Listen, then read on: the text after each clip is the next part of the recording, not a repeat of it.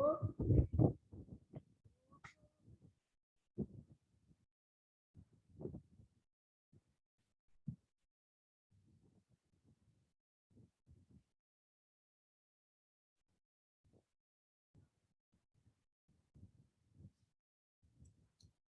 afternoon, Daniel. Good afternoon. Thank you for saying so. Good afternoon, Nikaya. All right. And I trust you can hear. Good afternoon, Alyssa. Afternoon, Professor. Oh, and thank you for saying that. Thanks. Now I know you can hear me. Okay, excellent. Good afternoon to you.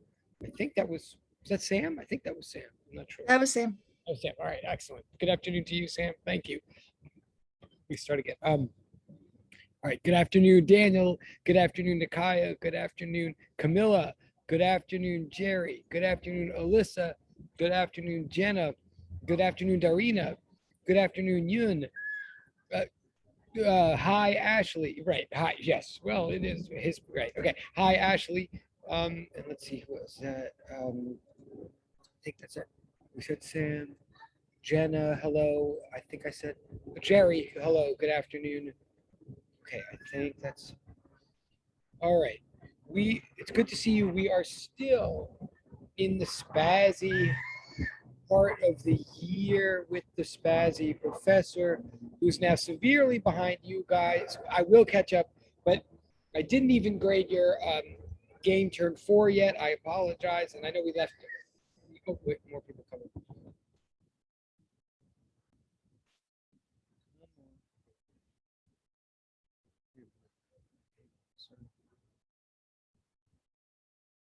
Okay. I think we had to leave early last time, and I apologize that we're not leaving early today. We're full. Oh, more people.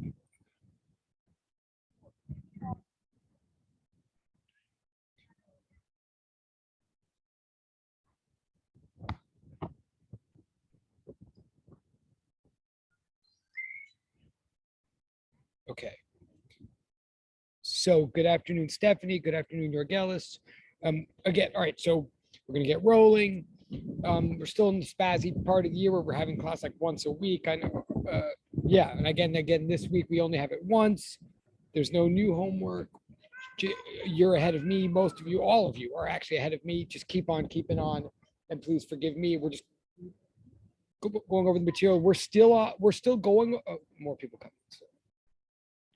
I'm aware that you are aware that we are still going over homework 1 in this class. I do have to tell you that happens every single semester. Like we always take a long time to go over homework 1 because there is sort of like a big sneaky review of a lot of things. There's a lot going on in homework 1.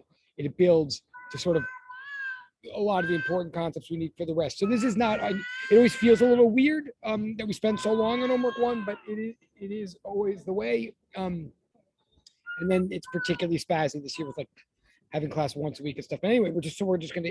So, but what all that means is again, like even if you're only up to homework 2 or 3, you're not behind. Like you're not behind until I'm past you. So, as long as, and it will accelerate.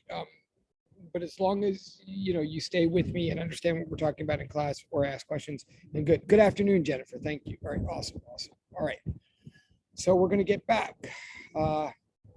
So I'm just going to get back to the concepts that were in homework 1. Oh, and I'll also say, so, okay, so we're back, still going over, oh, is my board, oh, please tell me that my board is working.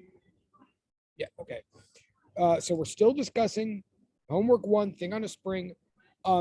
We're still on question 4, I believe, and not because you guys are going slow, but just because I'm trying to cover everything.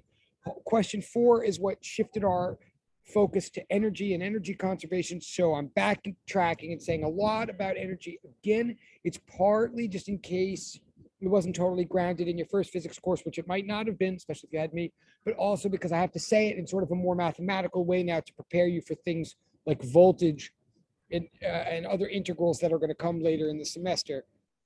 So sort of the integral way of looking at things is kind of important now. All right, so let me just switch the view. But obviously stop me with any questions or concerns. Okay.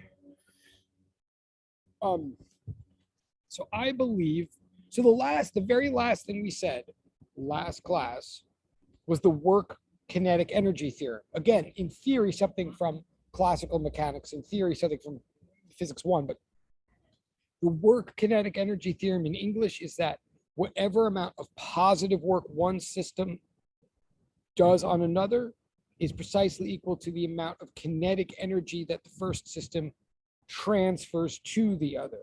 If I do 3 joules of positive work on you, I give you 3 joules of kinetic energy, which literally therefore means I lose. Good afternoon, your gals. Awesome. Okay. Which means I lose 3 joules of kinetic energy. It is a sum zero game. It is like transfer of money. If I give you $5, then it came from me. So I have $5 less than I had before. And if I take $5 from you, which would be the equivalent of doing negative work or making like a negative transfer, then I gain 5 units and you lose 5 units. It's like that. That's how it works. So just to, so that was our conclusion from last time. And that just comes from definitions. So we said last time.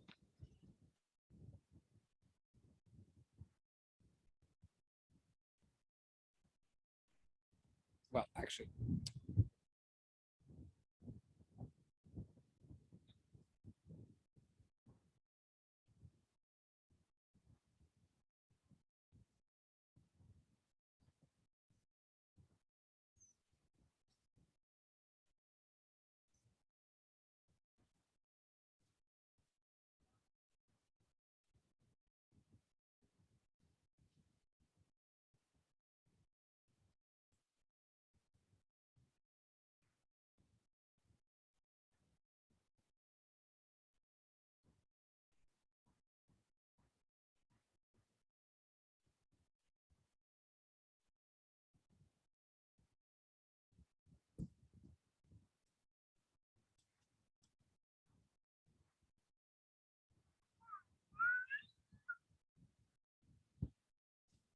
Oh, so okay.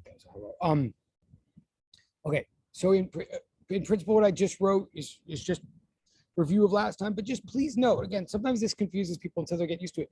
Like it looks like 2 different formulas for if you think in things. If you think in the old-fashioned way in terms of like memorizing formulas, which I don't advise. But if you're thinking like formulas, you might think, oh, there's 2 different formulas for work. Like there's work is this integral, but work is also this KE thing.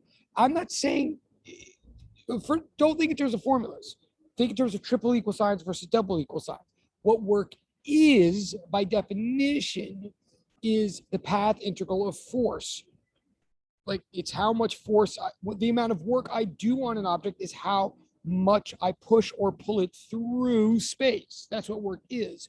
The consequence of work, like so what work does, the double equal sign, is if you add up all the work from, if a bunch of whole forces are acting on one system, and you take into account vectors, you take into account positive and negative signs. If you add up all the forces acting in one direction and subtract from them all the forces acting in another, the net amount of work you do on a system will change the kinetic energy of the system, the 1F mv squared. That's what we're saying, right? So what work is the path integral of force. What work does is transfer kinetic energy. Oh, and I'll say, okay, it's kind of just like saying what force is an interaction between 2 objects, but what net force does is it accelerates objects, if that makes any sense. I'll remind you one other thing.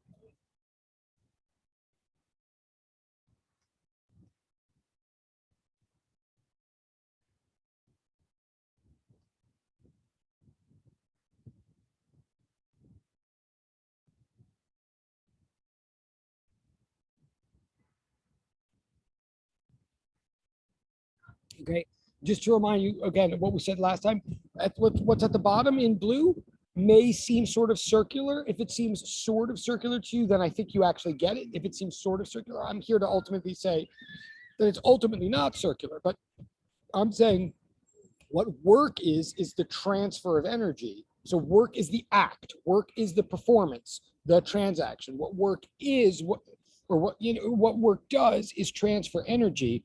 What is energy? Energy is the ability to do work, right? Sounds circular. Energy is the ability to do work. Work is a transfer of energy. But it's no more circular than saying, what is money? The ability to perform a transaction. What is a transaction? Transfer of money. Do you see what I'm saying, right? So energy is the capacity you have to, and then if you really want to break the circle, if you really want to understand what I'm saying, and I will move on in a second, but that's when you go back and think of the distinction between triple equal signs, double equal signs. Like if I have kinetic energy, that means if I have kinetic energy specifically, it means I'm moving fast. Like kinetic means motion, right? If I have kinetic energy, it means that due to my size and how fast I'm moving, I have the ability to do work. What does that really mean? It means I have the ability to slam into something else and shift its position in space. If I have a lot of energy, I have the ability to interact with something else and move it through space, change its position in space, right? And when I hit something else and move it through space, when I do work on it, I will thereby give up some of my capacity. I will use up some of that capacity onto that thing. And now that thing will have an increased capacity. So kinetic energy is like money. It's like currency. It's just something that gets passed around from objects through their interactions, okay? And we specifically call it kinetic energy because it's an energy that arises by sole virtue of existing and moving, like 1/2 mv squared, right? I hope that's sort of okay. So that's the sort of energy picture. Um, um, um, so one quick example. So I want to apply this back to springs, obviously, right? So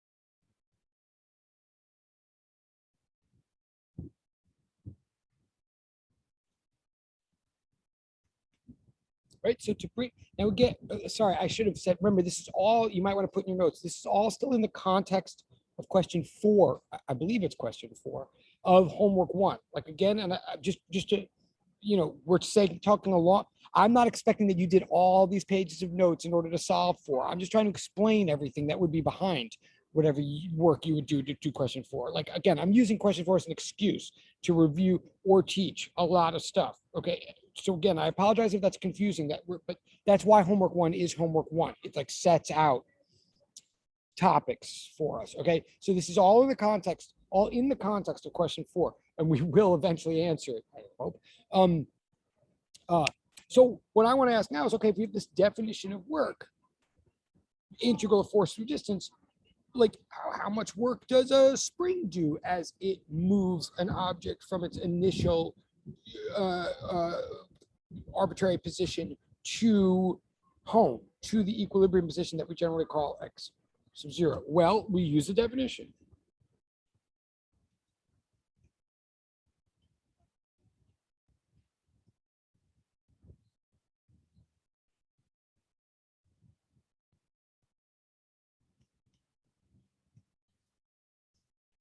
Tell me if you want me to turn it back to page.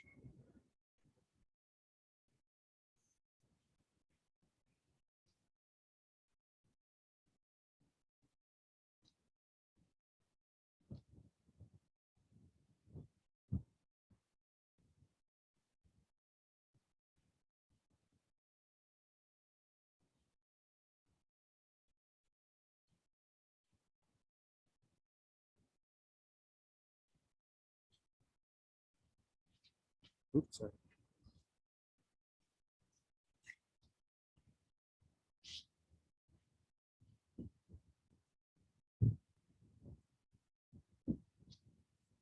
Right? The definition of work is the integral of force through displacement. Again, not the integral because we want to take into account the idea that forces can change as continuously throughout some displacement.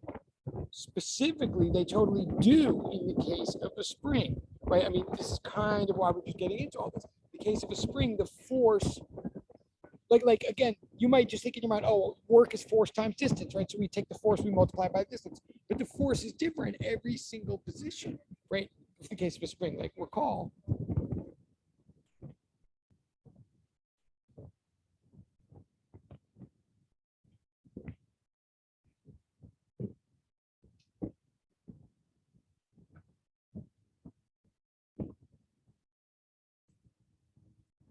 Right? The whole point is that the force of elasticity exerted by a spring is directly proportional to how far out the spring is from x equals 0, from equilibrium, right? It gets bigger and bigger in magnitude as you stretch the spring larger and larger. It's always pointing in towards 0, so it has a negative sign, like as you make x bigger, as you stretch x to the right, as in our case of this problem, the force pulls to the left, so hence the negative sign, right? But that's what the force of the spring does.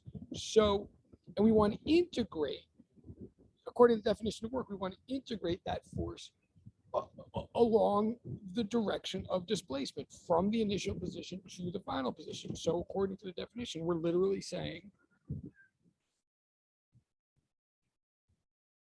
and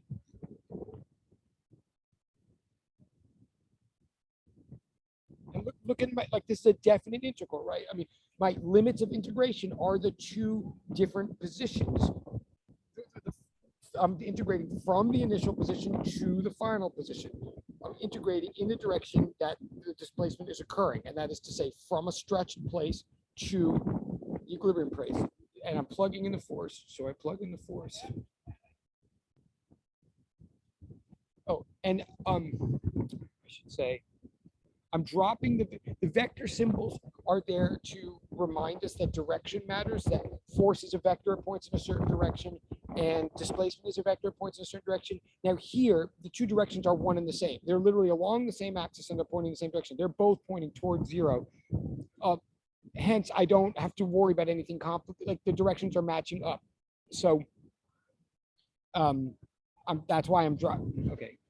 That's why I don't have to worry about the details. I don't have to worry about an angle between the two vectors.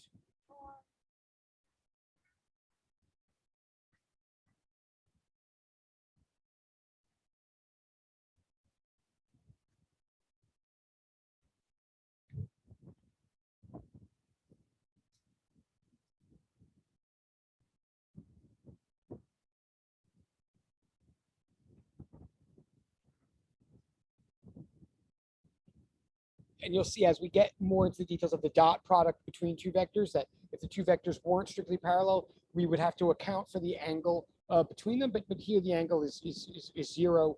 So the full magnitude of each vector contributes to the product, and it's not an issue. So I'm dropping the arrow. Like it's, in other words, I'm trying to say this is not careless, and it's not meant to be confusing, but I'm dropping the arrows from the vector symbols because they're not going to cause a problem. So we have the integral of negative kx dx, x naught to 0, the integral, right? So this is an integral that we presumably, sorry, so yeah, okay, wait. Thank you for being so polite about that. Let me, no, this might be a good, I mean, okay, I'm glad, thank you for like giving me that choice. I think this would be a good, depending on what the question is, I may or may not, maybe I won't answer till the end, but please do ask. Yes, thank you, Sam. Yeah, please do ask. Yeah, I don't know if this is gonna like derail, but I was just thinking of this as you were describing that it's, you have to move it in space to apply work. But like if you have something that changes shape, for instance, if you like apply a force or like something that's not like, I guess rigid would be the word, is that still doing work then? Oh, that's a great question. Okay, no, I'm going to answer that. That's a fantastic question. And you're definitely right. Given my personality, if I'm not careful, if I went too deep, if I get too involved in that question, I might drift totally from this. But no, I can give a concise, I mean, a somewhat concise version of that question.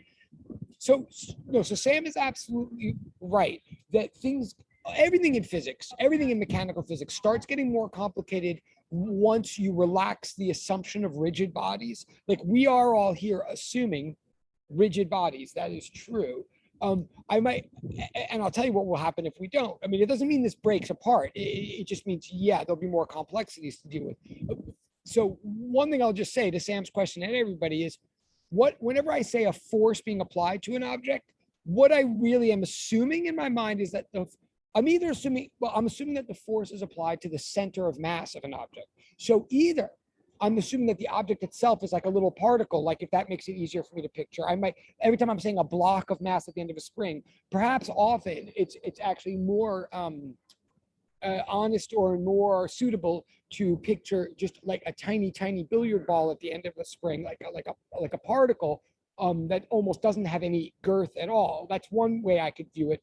Or if I am picturing a big block at the end of a spring, then as Sam is saying, I'm going to picture it as rigid, and I'm picturing the force as acting on the center of mass of the whole object, i.e. if any one bit of the mass moves, the whole thing moves. Now, but that's what I'm picturing.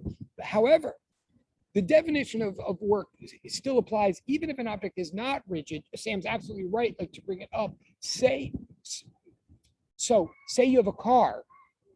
Say you have a car. If you do work on the bumper of a car, the whole purpose of the bumper of a car is that the bumper oddly sort of does keep, because a bumper is elastic, because when you push in a bumper, any little I'm getting ahead of when you push the outer edge of a bumper, it actually, this is a great question. What she's asking is very, very relevant, as a matter of fact. A bumper, so I'm going to go around about it for a second. The purpose of a bumper on a car is to actually force the whole car to act like a rigid body in this way, in the fact or in the sense that a bumper is made of highly elastic material. A bumper is like a spring or a bunch of little springs with a K of enormously high value. Like literally, like this is why a question is even more relevant than it might even sound to some of you. So when you push the bumper of a car, you push the outer edge of the bumper, and in fact, it will start to deform somewhat. Like if you push the outer edge of the bumper of a car, you'll exert a force on the bumper. It will start moving in toward the center of mass of the bumper. Like, in other words, again, like Sam's point, like the whole bumper won't move initially. The outer edge, you'll do work on the outer edge, just a piece of that bumper. The bumper will begin to deform. It will act non-rigid, right? And the outer edge of the bumper will start moving toward the interior of the bumper. But because it's made of springy material, what will happen is so initially when you're pushing on that bumper, you're not shoving the car at all. You're literally just squeezing the car or deforming the car. You're like causing a change to the shape of the car. Hence, we call it non-rigid. But because the bumper is springy, and in fact, highly springy, any deformation that you do to this bumper, any compression that the outer edge of the bumper suffers it'll reach an equilibrium point, and then due to Hooke's law, due to like negative kx, it will, even once you release it, it'll bounce back out. And this will all happen super fast and super fast. So that then by the bumper bouncing back out and acting like a bumper, what ends up being the net result is by you shoving the outside of the bumper, you do in fact move the whole car a little bit, which sounds unfortunate, but so then the whole car sort of acts rigid. In other words, the bumper, what we're going to see, acting like a spring, conserves the energy so that whatever it seems to lose for a minute to deformation, it actually restores. I mean, we're going to get to that. And then it gives it back in that the bumper then undeforms itself. However, the reason I'm saying all that, I mean, why this is such a great question is, if you didn't have a bumper, or if you slam into a car to some other part of the car, like you really have a real collision and it's not low speeds, and like you hit the door of a car, the difference between the door of a car versus the bumper is that when you hit the outer edge of the door of a car, this is Sam's point now, like it's not made of springy material. So when you exert a force, you will displace the exterior of the door, but the exterior will just start moving in towards the interior, i.e. deformation, i.e. dent, i.e. damage. And because the door is not springy, it doesn't have a high K value, it's not elastic, it doesn't observe Hooke's law, it doesn't conserve energy, that when you like release or like you're no longer pushing, you won't actually shove the car as effectively. The whole car won't move.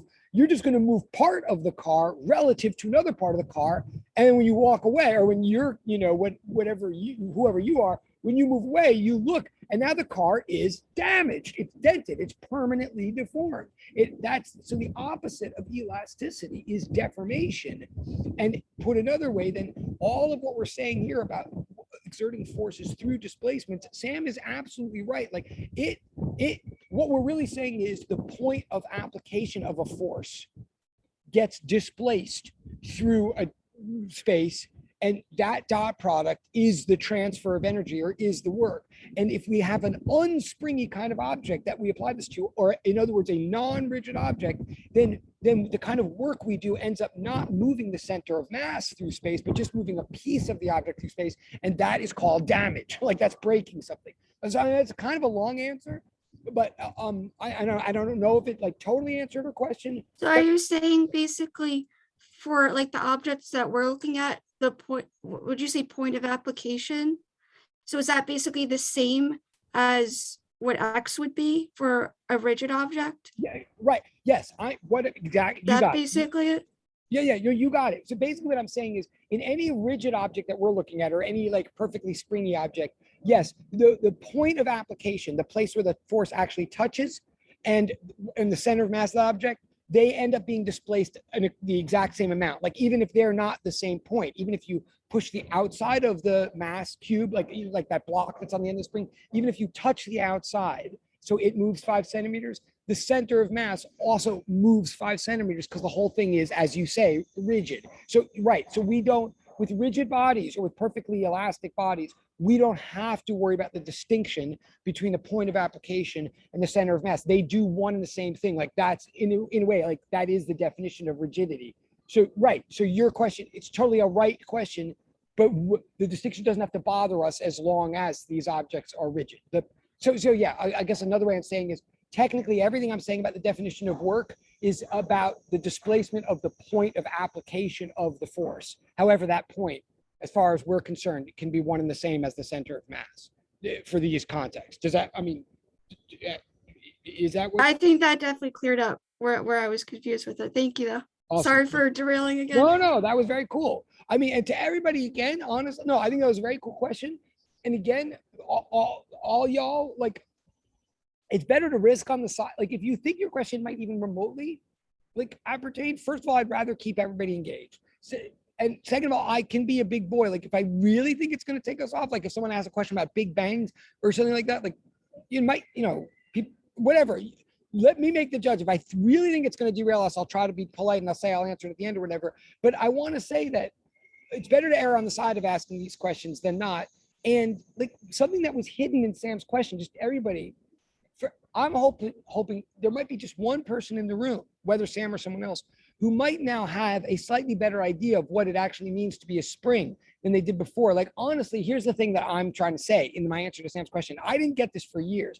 I thought for years, whenever we learned about Hooke's law in a physics class, whenever we learned about F equals negative KX, or we had these pictures of springs on blocks, I always thought we were just learning about springs. Like, and I thought, okay, this is like very specific and very obscure. Like, oh my God, all this talking about like a freaking spring. Like, how often am I looking at a spring in my life? Right. And if I were in the class right now, I'd be thinking, my God, he's spending so many weeks on freaking homework 1, like all this talk about a spring, but like, really, is a spring that big of a deal? But the thing that Sam's question is sort of reminding me or trying to help me say to everybody is, don't think of it as we're looking at a spring. What we're looking at is springy materials. We're looking at springiness. We're looking at the essential component or ingredient of anything that is elastic at all. Like, you don't always, and you're going to see that more and more in this course. Like drawing like a coiled piece of metal is just the most stark, vivid, like quintessential example of springiness in general, but we could be talking about a mattress here. And then what I'm ultimately saying is a bumper is like a very high level K mattress.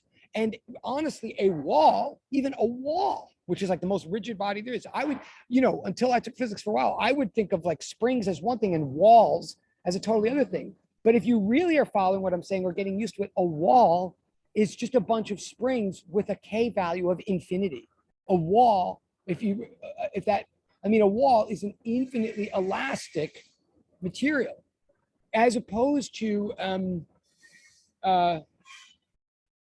anything that crumples the minute as opposed to tinfoil or something, which is like as far as you get on the other end of the set. Anyway, all right. So these questions are good. Please. Oh, cool.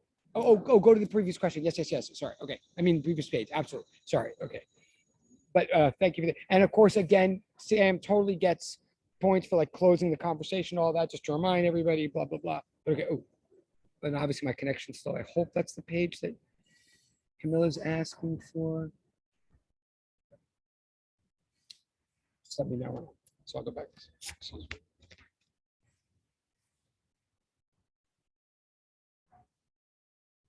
Oh, great. Okay, thank you. And Camilla totally gets points for closing a, like she just asked me to turn back the page, right? And then she said thank you when I did it. As far as I'm concerned, that's closing a conversation. She let me know when to move on, which I appreciate. All right, so hang on. Now we'll move on.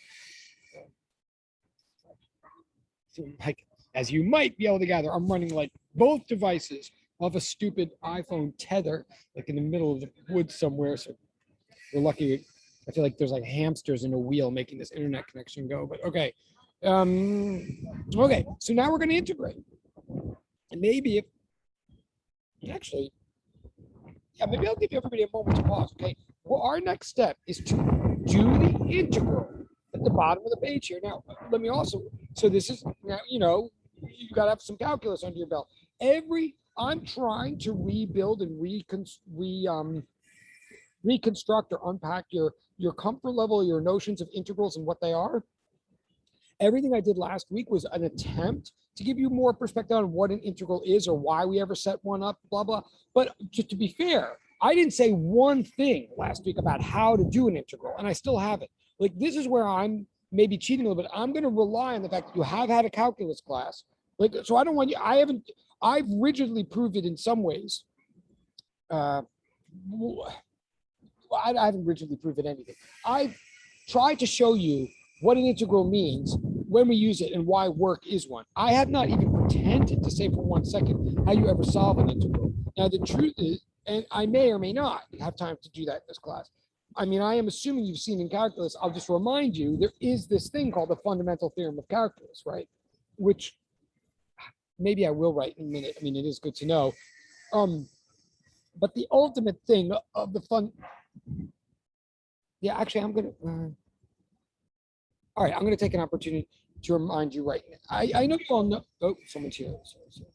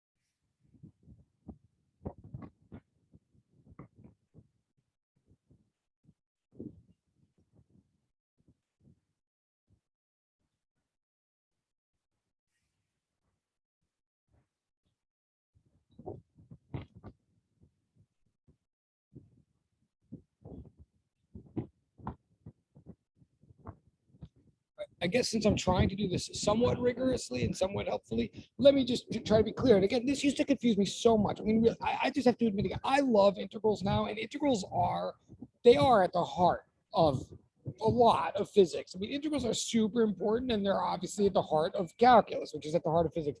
But I got to tell you, they freaked me out for so many semesters. And remember, I chose to be a physics major in college and in graduate school. Like I was going in, I wasn't, I mean, I specifically was going to physics. And I just have to remind you or admit to you, it took me a long time before I was comfortable with integrals. Like I was supposed to be. But every time I saw one, my brain would fuzz out. I would try to avoid them, or I would like try to like memorize my way through. I didn't know what was going on with integrals. And by the way, with derivatives, I sort of did. Like derivatives are, if you feel that derivatives are a little bit more straightforward or you're a little bit more comfortable with them than with integrals, you're not alone. You're not crazy.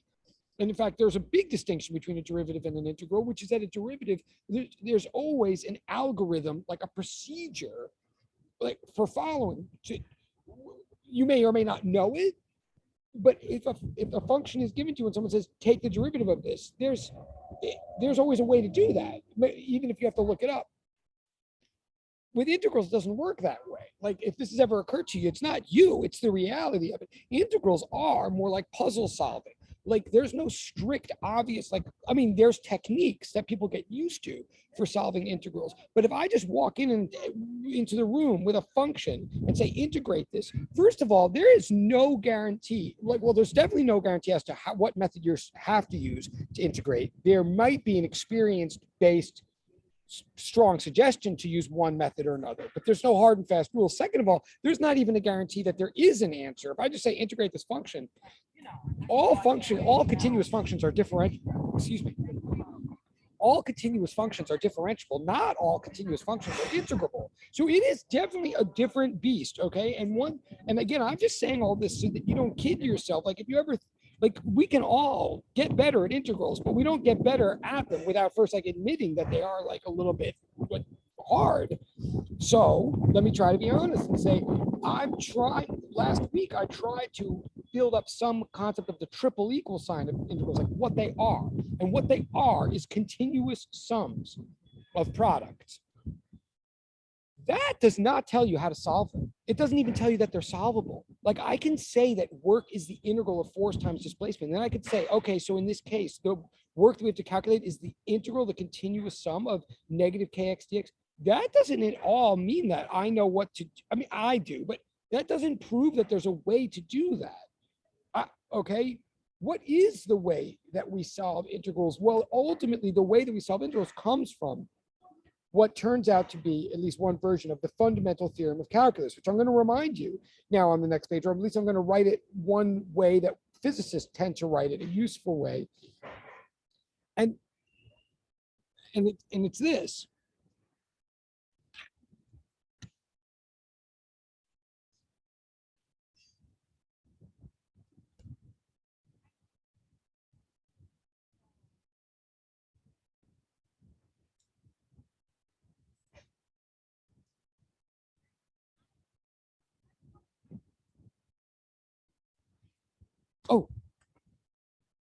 Oh, I don't know how that happened. Oh, weird. Okay, sorry.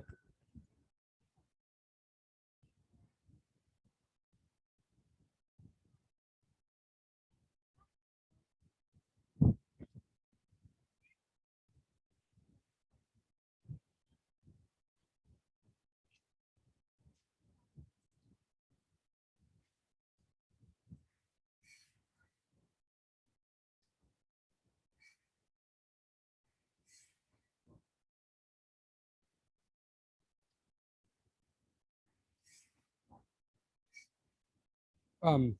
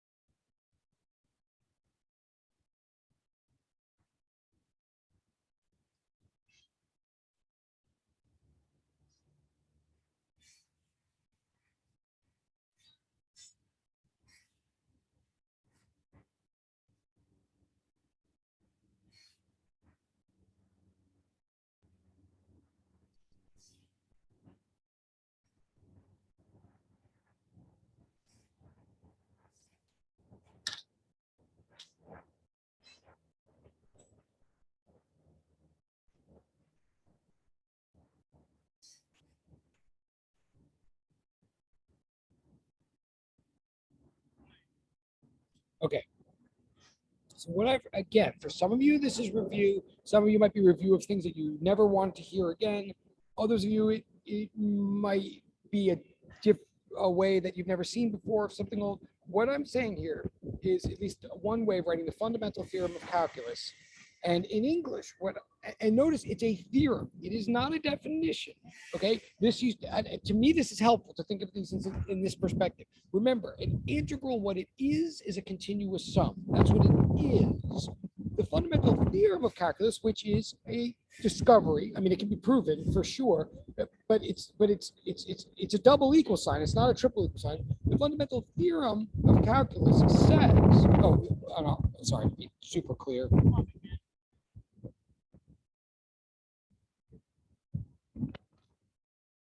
Okay, if you have some continuous function y of x, let's say, right? So I'm being mathematical here. I'm not right now, and again, forgive me, I'm not specifically talking about springs right now. I'm not specifically talking about any kind of masses or any kind of space. I'm just making a math point here. So if I have some function of x called y, right? So if x is the input and y is the output, if x is the independent variable and y is the dependent variable, if I had some single valued function y equals f of x, right? Then what the fundamental theorem of calculus says is that the integral, the definite integral from point A to point B, in other words, from x equals A to x equals B, and again, I could call that x1 and x2 if I want to match this up exactly to my physics, but I'm just trying to be general and arbitrary here. So if I have any 2 points on the x-axis, A and B, right? If I take the integral from x equals A to x equals B of dy dx dx, right? So if I take in other words, in English, if I take the definite integral of the derivative of the function, then what I get is the original function evaluated from point A to point B, right? Now let me say this again slowly. I know you've heard this a million times in a way, but and I know it was a long time ago too. But in a way, at least if you had my experience, in a way, I used to hear this so much at the beginning that I knew it was important, but it seemed, part of me seemed really obvious to me, so obvious that it seemed stupid, and part of it seemed to confuse things. What I'm saying here, technically, I'm not proving this. I'm just saying it, but I'm writing it in a way that, at least to me, shows pretty strongly like why it kind of makes sense. What I'm saying here, and you really might want to write this in your notes, I'm saying that the integral of the derivative of a function is the function itself, right? And I'm saying that that sort of makes sense when you write it in this notation. If you understand that the derivative, if a function is y equals f of x, the derivative of that is written dy dx, like, you know, like, right, like infinite, like slope, but over an infinitesimal interval, right? So what I'm literally saying here is the integral of the derivative of the function is the function. In fact, yeah, I'm gonna write that.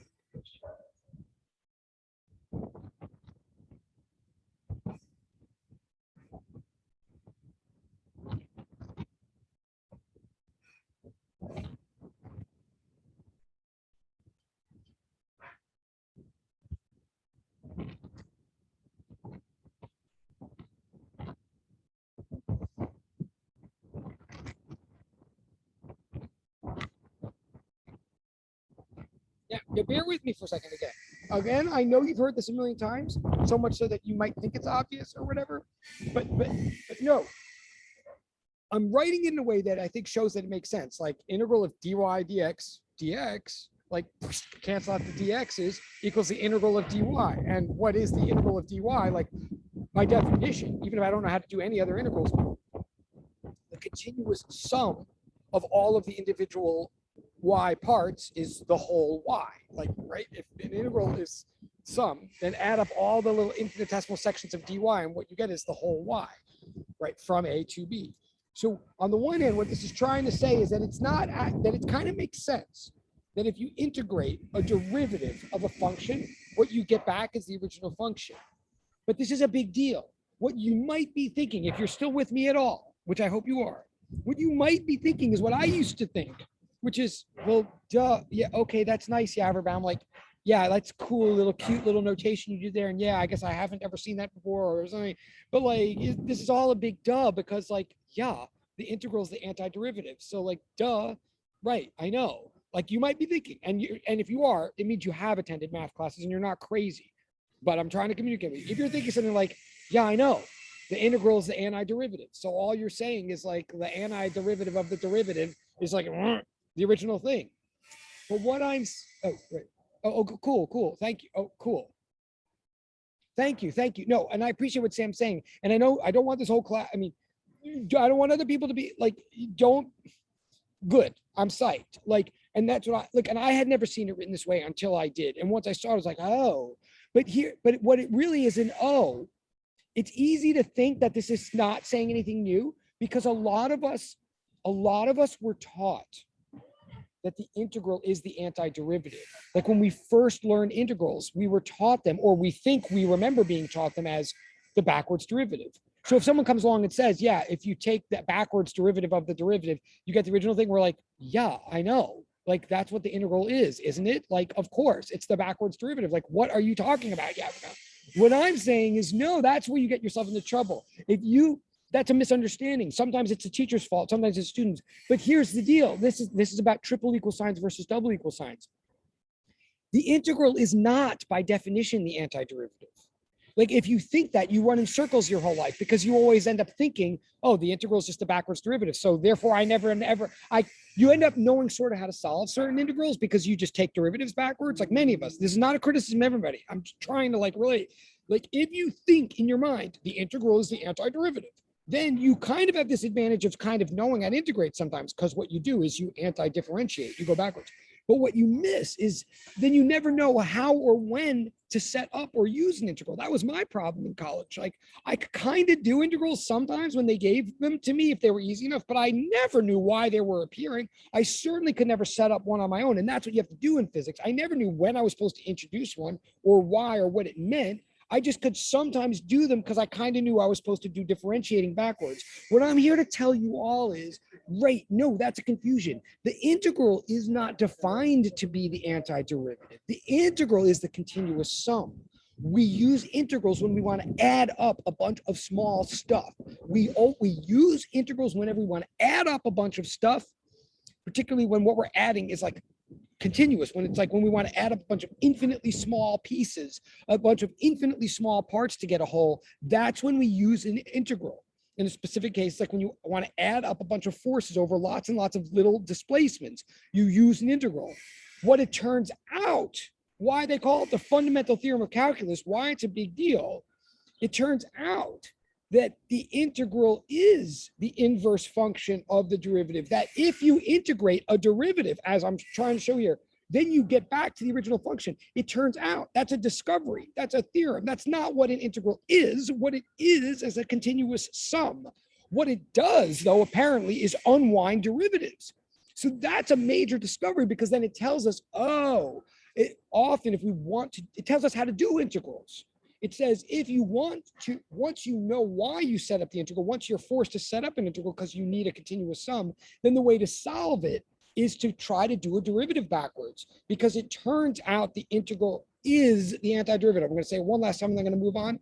Because again, whenever people used to say to me, this is the fundamental theorem of calculus, the integral undoes the derivative. I was like, that is the fundamentally stupidest thing I've ever heard. You're just telling me that the backwards of something backwards is it. Like, duh. Like, no, it is not a duh because the integral is not defined to be the antiderivative. The integral is defined to be the continuous sum. The discovery here is, holy crap, the continuous sum of something happens to actually also invert, like be the inverse functions of derivatives. Who saw that coming? Not me, until I wrote it in this notation, and then it sort of kind of makes sense. Okay, and we're going to use this again later in the course. So if it makes any sense, anyway, good. All right, so what does this all do? And again, this is all just like, I'm sorry, this is just like, you know, I didn't understand physics 2 until I took physics 4. A lot of us don't understand calculus 1 until we take physics 7. Like if you get anything out of this thing, good. I don't even care if we never get, you know what I'm saying, right? So therefore, what am I going to do with this? I'm going to say, this tells me, at least in certain simple cases, therefore,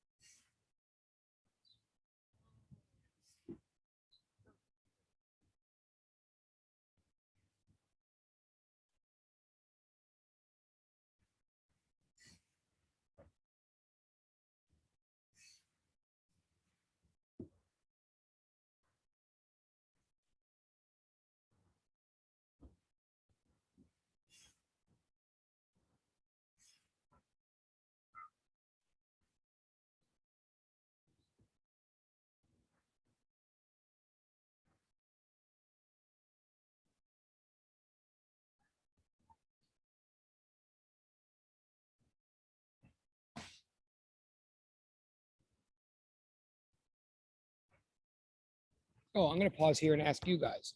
So again, I'm just being mathy here. It is going to get back to the spring eventually, but just as a mathematically arbitrary example, if I just made up the function, if I just stated the function y equals, I don't know, arbitrarily, let's say 1/2 times k times x squared, right? Where k is a constant.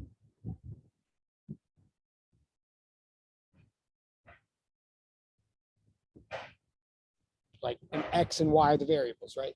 If I make up the function y equals 1/2 kx squared, which is like saying 1/2 times 6 times x squared or something like that, then I want to ask, and I say this with all total due respect and affection, I'm going to ask if anybody in the class, other than Sam, just because I have heard from her and I think she's pretty comfortable with calculus, which I'm very pleased about. But is there anybody in the class?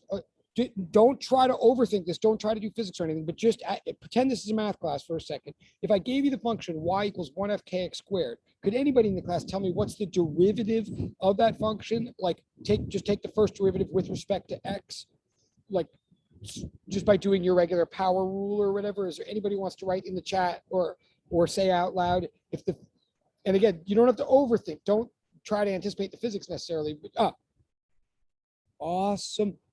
If you put the two answers together of Nikaya and Jerry, then we've got it. You're both totally seeing something correct. That's awesome. Like, so what Nikaya is totally right. So they're both right, and I'm going to put the two pieces together. That's great. Thank you. And that's total points for both. I have to put a portal for that, a specific portal for that. I will. But that's totally points for both of them. And here's what I mean by both of them, like having a piece that I'm going to put together. What Nikaya is definitely right about is she's doing the power rule. She's saying, okay, to do the derivative, like we're going to take the exponent and bring it down, sort of multiply the whole thing by the exponent. So she's in her head multiplying the 2 by the 1/2, getting 1, and she's totally right to do that. And she's lowering the power of x to 1. So she's saying, okay, it's 1 times x. That's totally true. The only sort of missing piece in that is that the k was right. Exactly. Oh, sorry. So yes, totally direct message person whose name might or might not rhyme with a name that I mentioned. But yes, you got it. Exactly. So the answer is kx, right? Like basically in Nikaya's initial stab, she totally did the exponents and the powers correctly and just sort of like forgot about the k. And in, it was, I just totally forgot. Oh, and in Jerry's, she totally remembered the k, that the k is a constant, gets taken along for the ride, but just sort of forgot about the exponent. So the answer is, as someone in the direct chat just very totally correctly said, and it's like, the answer is kx, right? Little review here moment, right? Is everybody cool with that? Again, remember, k is a constant, like it's like a number. It's not the independent variable, it's not the dependent variable. So now in theory, I just picked that arbitrary example just to remind us of derivatives, that's a derivative. But that was a handy example for us to pick, because what we're saying here is in order to do integrals, we do derivatives backwards. So now let me look at the integral that we have in front of us, right? The integral we had. He promises if you turn it.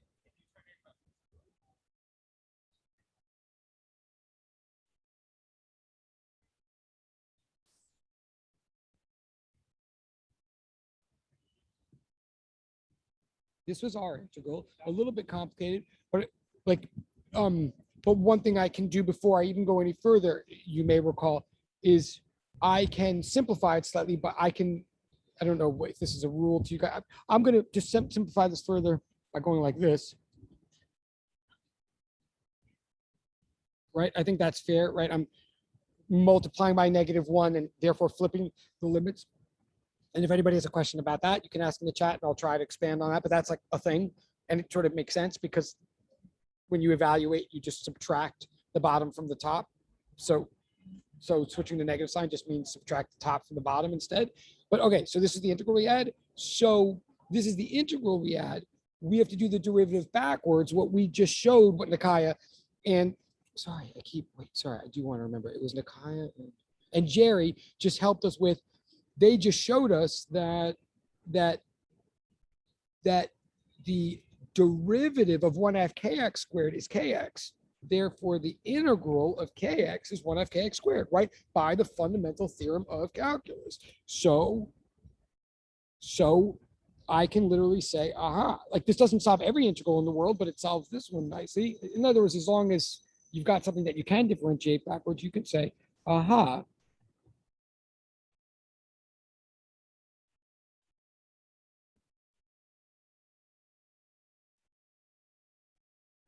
Oops, sorry.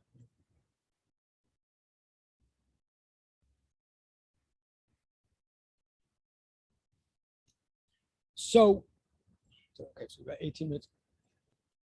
Well, again, a long road, hopefully maybe somewhat clarifying of fundamentals to some of you, but that was a long way. We still haven't answered the question, but we're actually so close to answering the question now finally. What we just figured out is the work done by any spring as it moves a mass from some initial position of x naught to a position of 0, right? We just did the integral. Again, it was partly meant to be practice of integrals and explanation of why they work, but that's the physics conclusion there is this is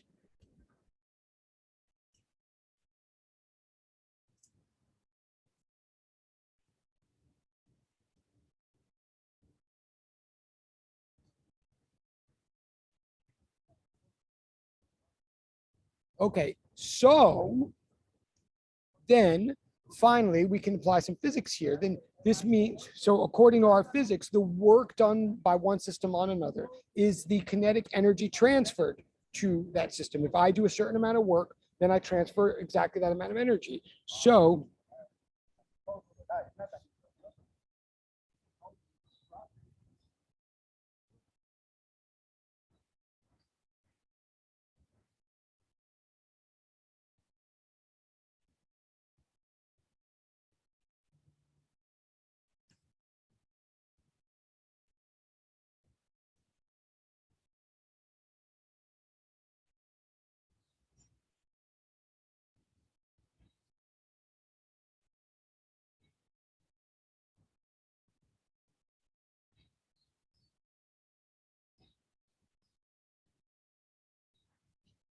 just to remind you now, quick. Oh,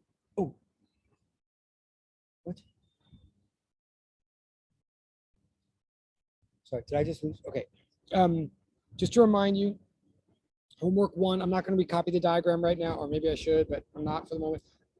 We have the mass on the spring, we have the K, we have an initial value x naught. We want to, well, I guess I am.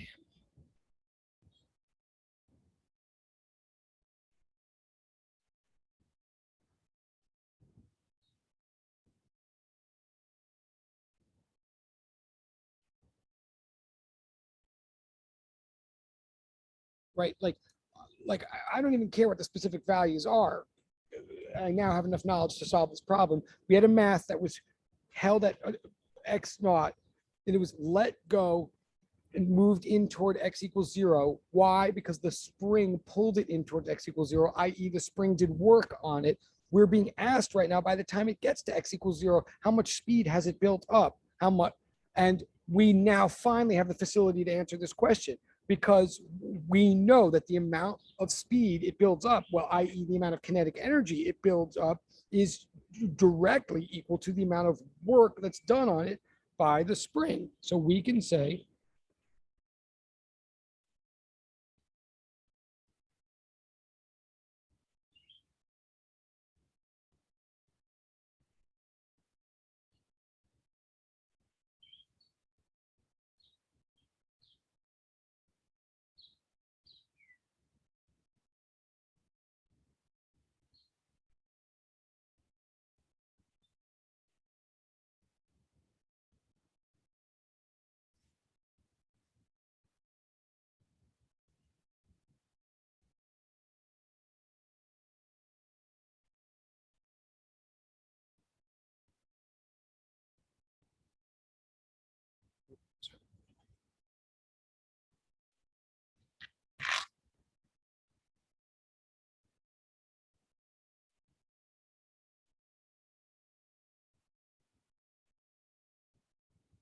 wait.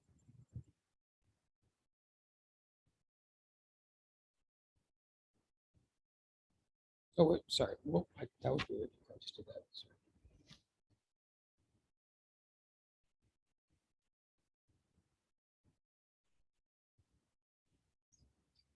Um, um, like, right. So the work done is the change in 1f kx squared. In the case that we just proved it for, something was going to equilibrium where x equals 0, and that's exactly what's happening here. So we're going from one x to another x, always with a definite integral. We're going from one place to another place. It happens in this case, and in the proof we just did, one of the two places that we're talking about is the place x equals 0, so I can cross out that whole thing. And we're moving from one amount of kinetic energy to another, like work equals change in kinetic energy. The initial kinetic energy was 0. We were told that. So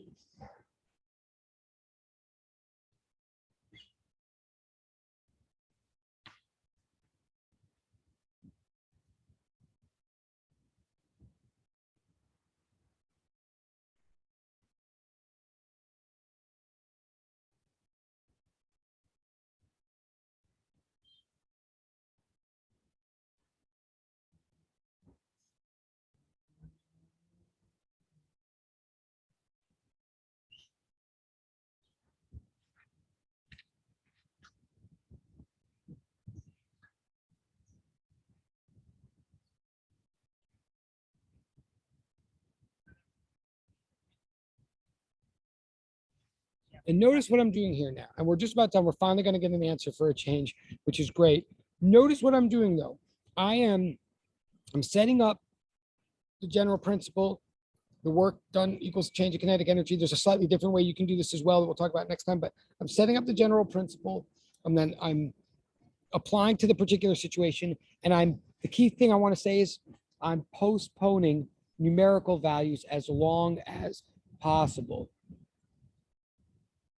Always my advice, especially as this physics course gets thicker and thicker, as physics gets thicker and thicker, as you progress through physics in your life, get in the habit of postponing the numerical values as long as possible. Because remember, the numerical values are just the details of this particular situation.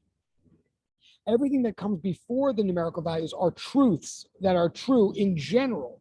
So they're safer. You're like anything that's true in general, like definitions and laws are always true. So, and as long as you're writing down things like definitions and laws, they're always true. So even if you make a misapplication or something, you're still getting full points for them if you're on an exam, or if this is a research paper, you're still right.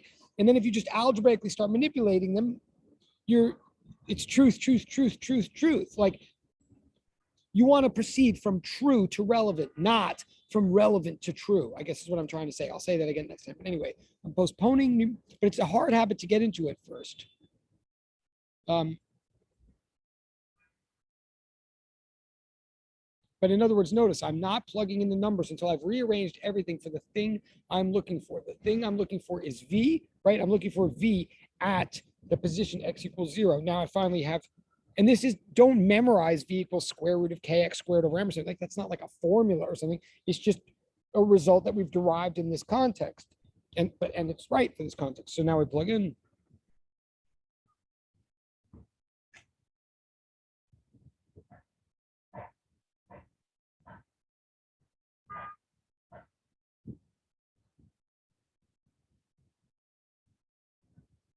Now I don't remember. You either get 3.87 or 3.78. I think you get, someone's gonna have to correct me. I think it's 3.87, but it might be 3.78. Meters per second. I'll check. So, thank you, Sam. Oh, that's fast. Okay, thank you. I totally appreciate it. Okay. So this is from all of that, again, that big romp and frolic that we just did, that was like just kind of an underhanded way of me trying to get my perspective on calculus out to all y'all. I don't expect you to have done all of that just to get this answer. Ultimately, what you have to do is the 1f kx squared, 1f mv squared thing. What I'm really trying to, all that was to show, okay, from here on in, the work done by a spring is 1f kx squared. Work always equals change of kinetic energy, which is always 1f mv squared. So in this case, the speed that we get at the equilibrium position is 3.87 meters per second. That is the answer to question 4. Now we can move on to question 5.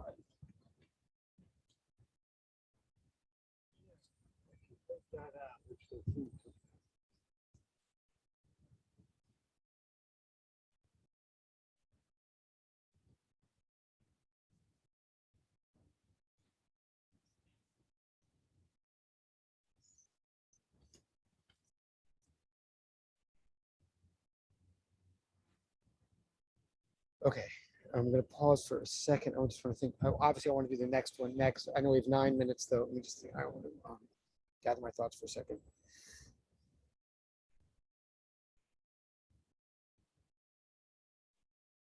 Okay. Again, laying building blocks here that you've seen before, trying to put in a new context. So here's what I want to say now. So we could do the rest of physics now with this work kinetic energy theorem. It is powerful enough to solve any problem that we want to do with any kind of force. It'll work on forces like friction. It'll work on forces like the spring force or the gravitational force. However, forces fall into 2 different categories. I may have said this 2 weeks ago. Okay, so I'm going to just write this.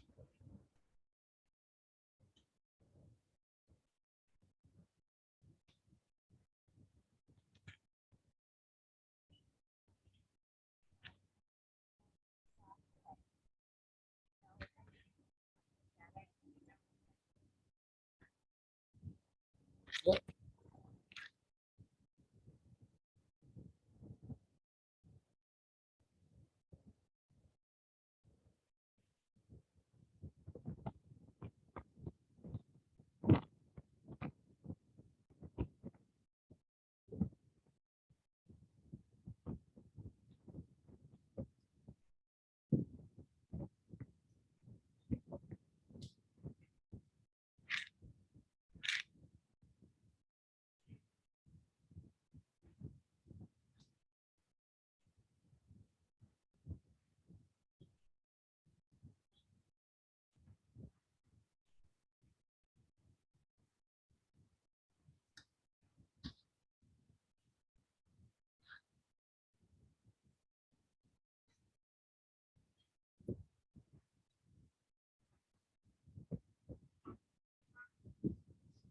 Right.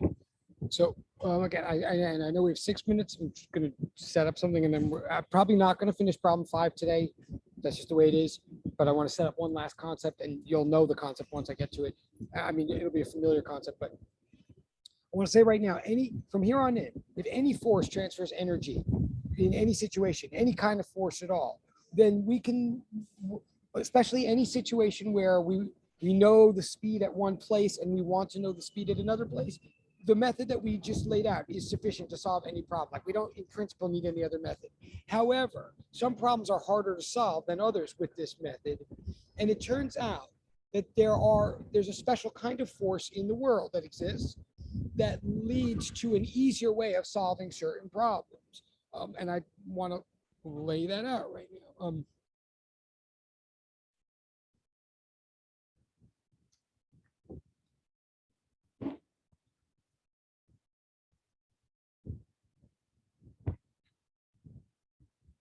I may have said this 2 weeks ago, but now it's.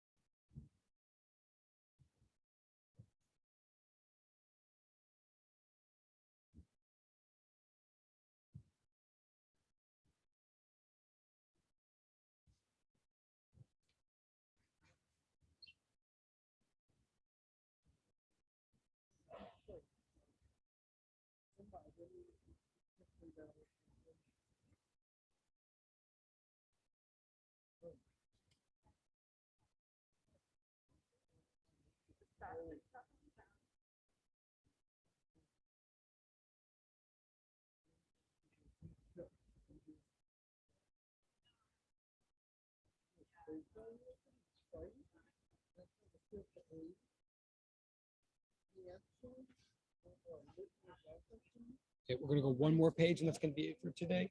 Here's what I want to say to be clear. So we divide all the forces of the world into 2 categories: those that are conservative, those that are not. Just to get out of the way first, forces that are not conservative are generally like contact forces, tension, friction, normal force, any forces that actually seem to macroscopically involve 2 objects touching each other, like seem to, those generally are not conservative.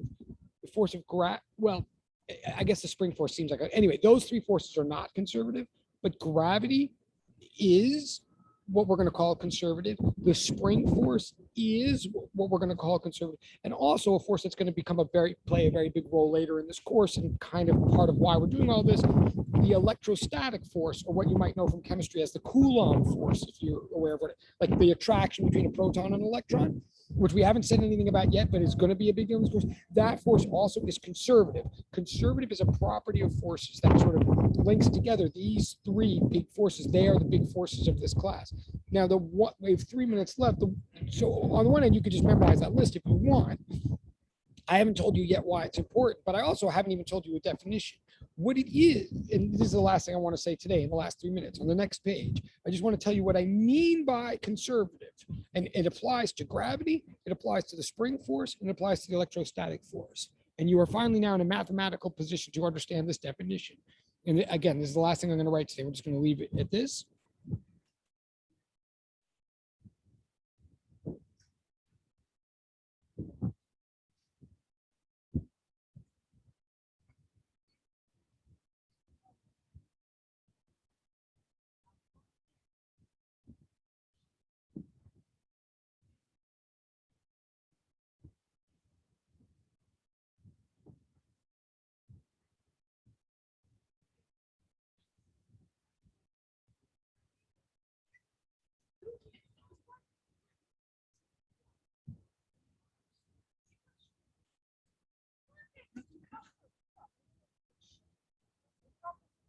Sorry.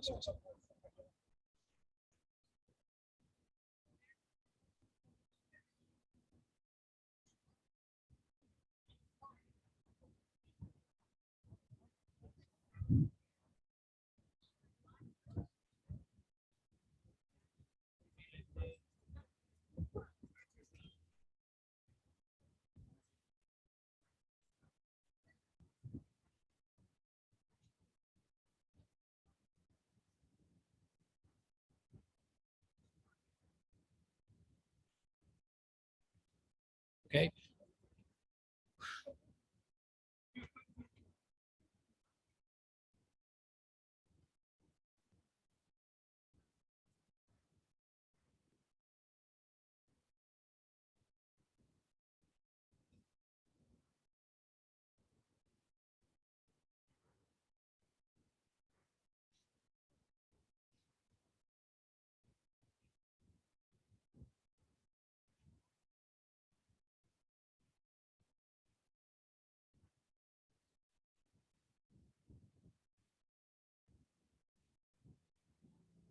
Okay, this is a lot, but this is my last page, I promise. Oh, this one. Okay, I'm just going to read this out. We're going to talk about this more next week.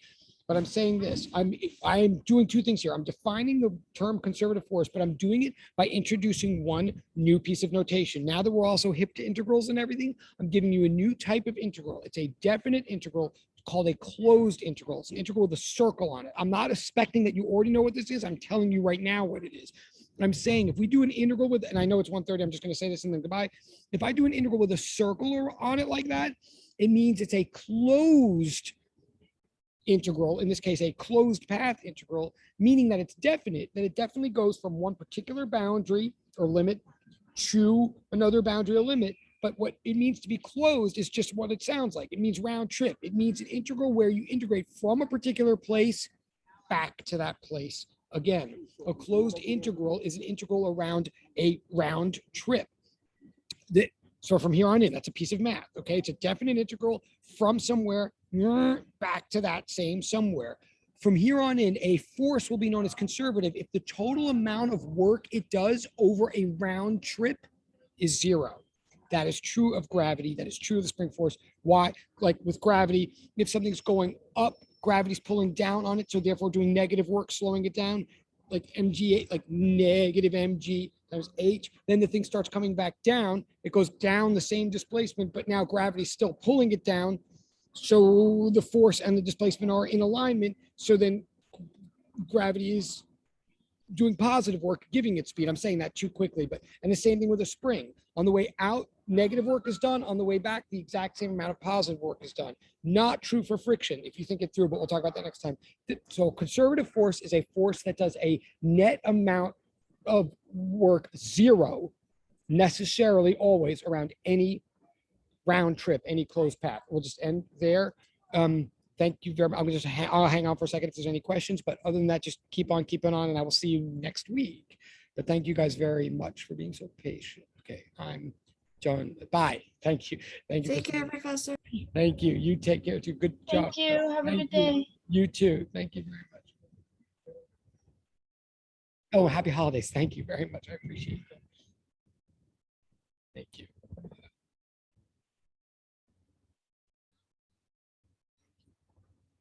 Okay, you guys good? Any, you and your gals questions? Are you guys good? Or you're jealous? Or you, oh, okay. And you're jealous, you're there? Or you, am I saying your name right, by the way? You're the only one that,